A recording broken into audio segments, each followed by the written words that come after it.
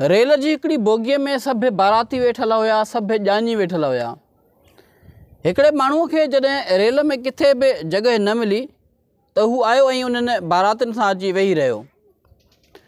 कुझु टाइम खां पोइ जॾहिं उन्हनि बारातियुनि मिठा चांवर विरहाया त उन्हनि सभिनी माण्हुनि खे, सभिनी बारातियुनि खे चांवर ॾिना, पर उहो हिकिड़ो माण्हू जेको एक्स्ट्रा रेल में वेठल हुयो उन बोगीअ में, उन्हनि खे हिननि चांवर ॾिना ई कोन।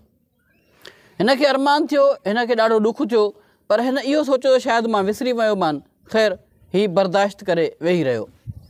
कुझु टाइम खां पोइ बारातियुनि पेड़ा विरहाया, उन्हनि सभिनी बारातियुनि खे पेड़ा ॾिना, पर उहो शख़्स जेको एक्स्ट्रा हुयो, जेको ॿाहिरियों हुयो, उहो वरी बि रहिजी वियो। हिन खे ॾाढी कावड़ आई, हिन खे ॾाढो गुस्सो आयो। हिन इहो सोचियो त यार वॾी ॻाल्हि आहे, हिननि सभिनी में मां हिकिड़ो ई एक्स्ट्रा आहियां, जेकॾहिं मूंखे बि हिकिड़ो पेड़ो ॾेई छॾीनि हा त छा पिए थियो। ख़ैर हिन वरी बि बर्दाश्त कयो ऐं चुप करे वेही रहियो।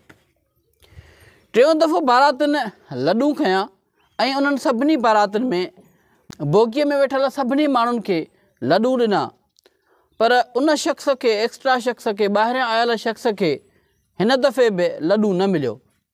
हिन जे सब्र जो पैमानो लबरेज़ थी वियो, हिन खां बर्दाश्त न थियो। हीउ उथी बीठो ऐं कावड़ गुस्से में चवणु लॻो त मां चाहियां थो त ख़ुदा करे हिन रेल जी बोगीअ ते बिजलीअ जी तार किरे ऐं तव्हां सभु मरी वञो। उन्हनि में हिकिड़ो सियाणो शख़्स हुयो, उहो उथी बीह रहियो ऐं चयईंसि त असां जेकॾहिं सभु मरंदासीं त तूं बचंदे छा?